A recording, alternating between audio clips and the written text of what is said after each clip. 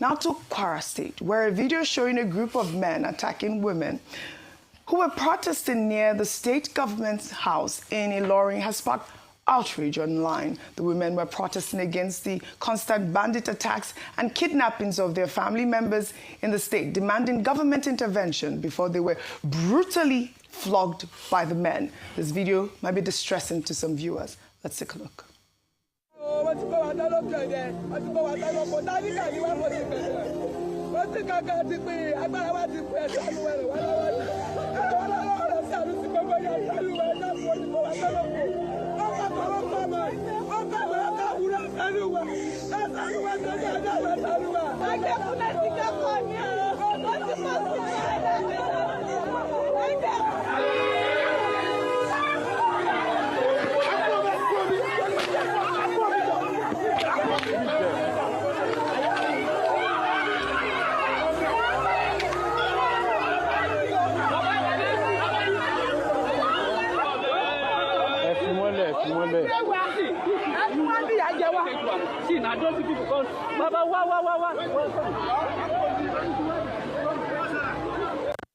This was horrible.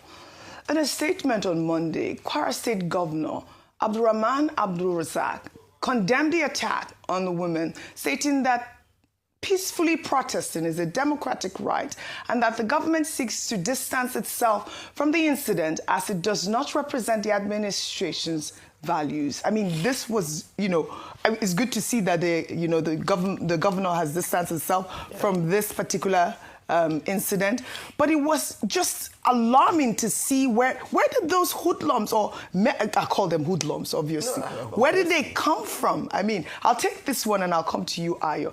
Meanwhile, families of 5 construction workers kidnapped in Kwara State 2 weeks ago are pleading with Governor Abdurrahman Abdulrazak to intervene as bandits demand a 500 million naira ransom.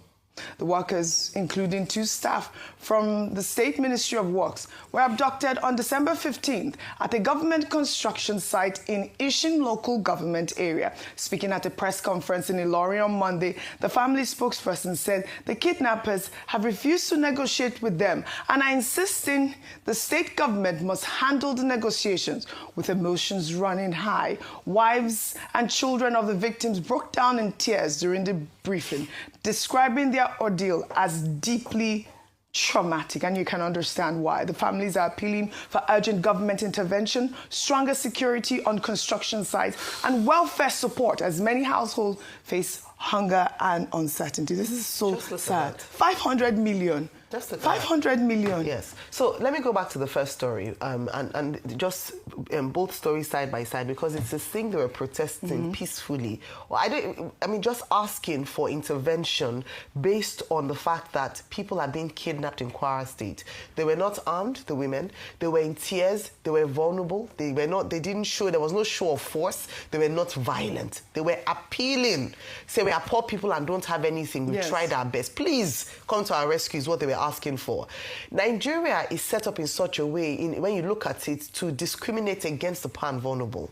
Yet the Constitution provides for the protection of these vulnerable people in society. Correct. But it seems like we eat up the poor, we eat up the vulnerable, we don't protect them, we do a disservice to them. And that's what played out in the government house. So the question I want to ask this morning is, what were hoodlums doing in the government house?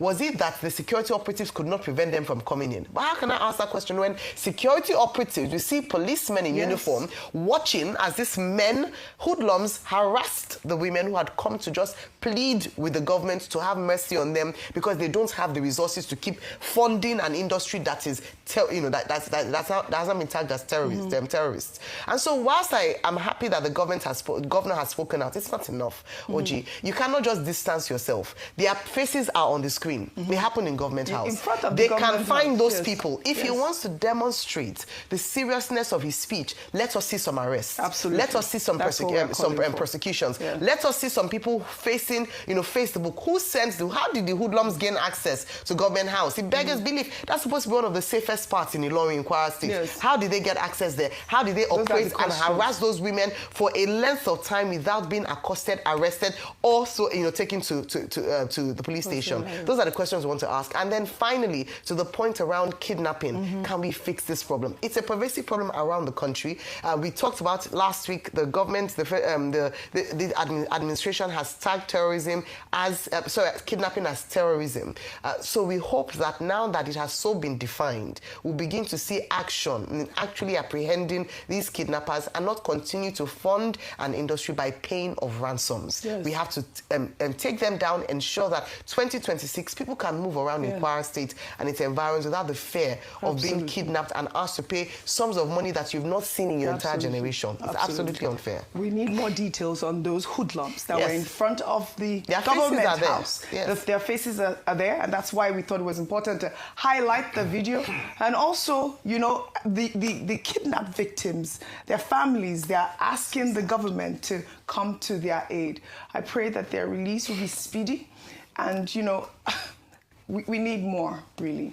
The only thing to add is that the right to protest. Yes, that's what the governor said. Constitutional right. That's what the governor said. Under Section 39 and Section 40 of the Constitution of the Federal Republic. Well, so nobody should be beaten, either by hoodlums or by the police for protesting on any particular matter. Well said. Now to politics.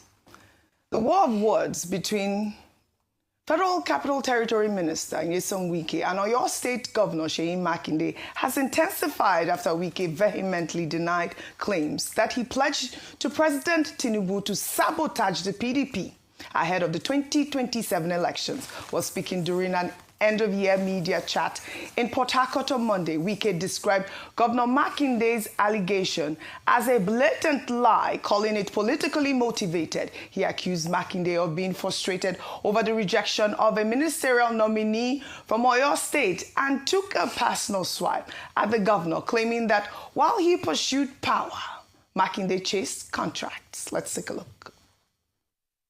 The blatant lie.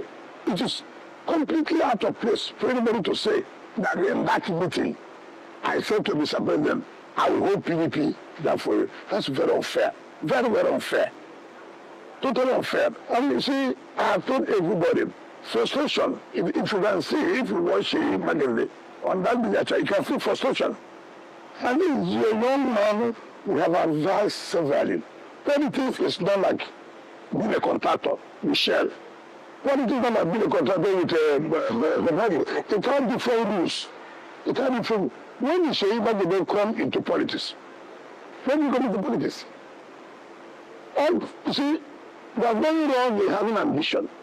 But the ambition must be tailored according to the rules.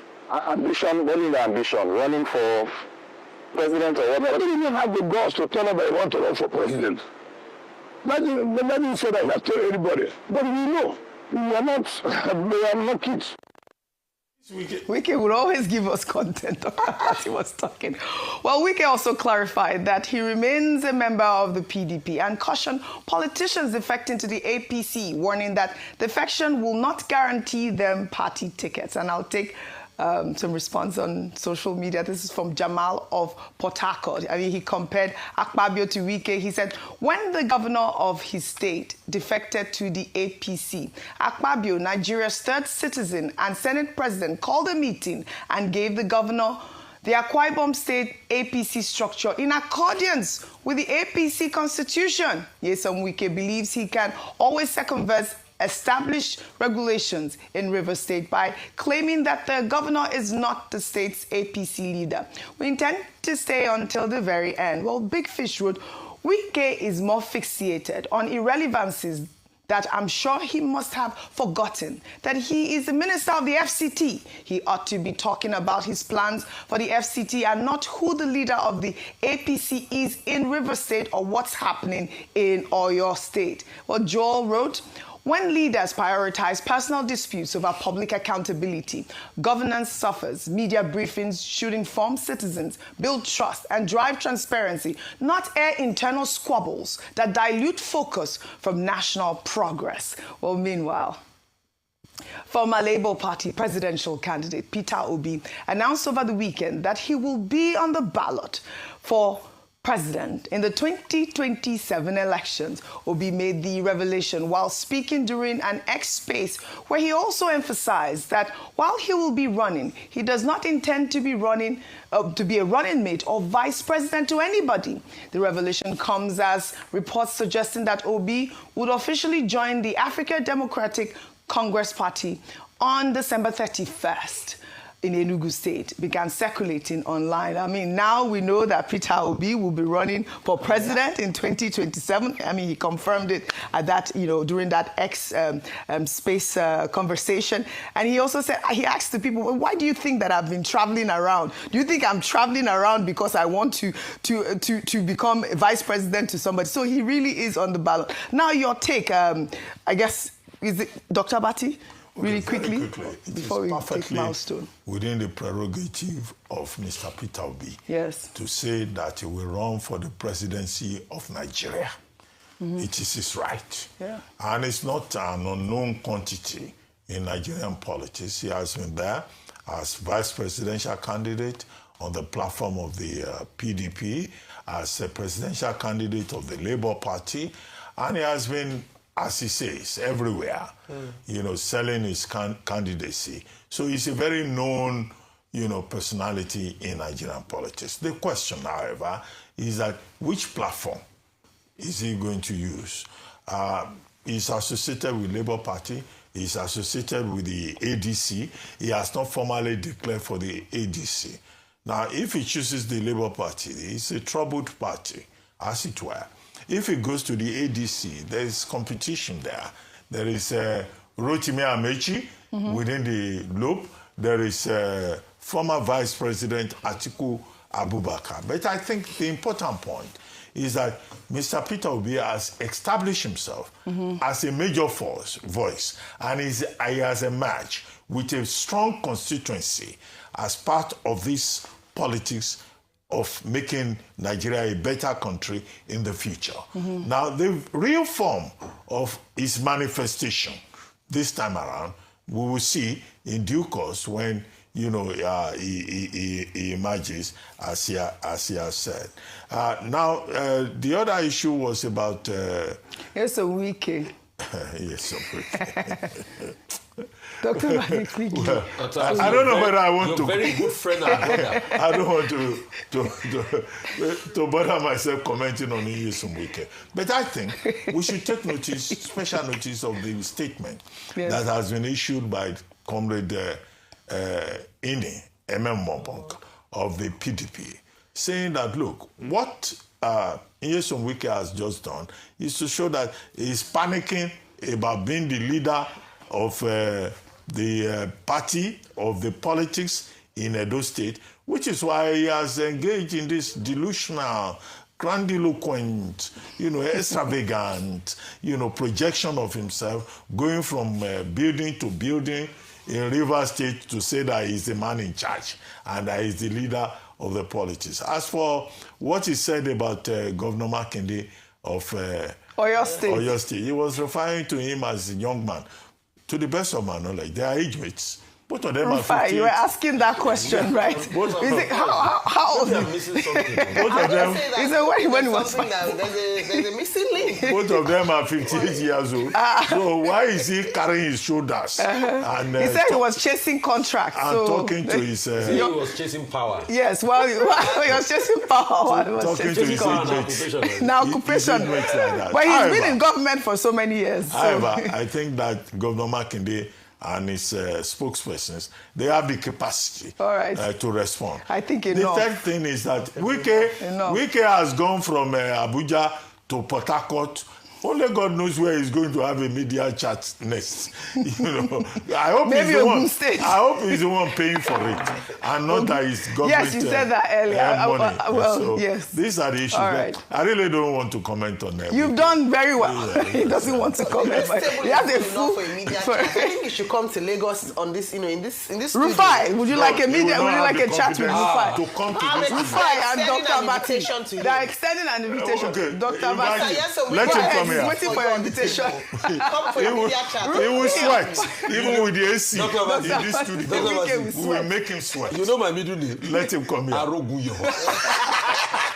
Okay, Oji is inviting you. Okay, all right. We have extended an invitation Come and to the sit Minister here. of the Federal This Capital AC will not be enough for you. Nyesom Wike, I'm already sweating. I can't even imagine what it's going to be like.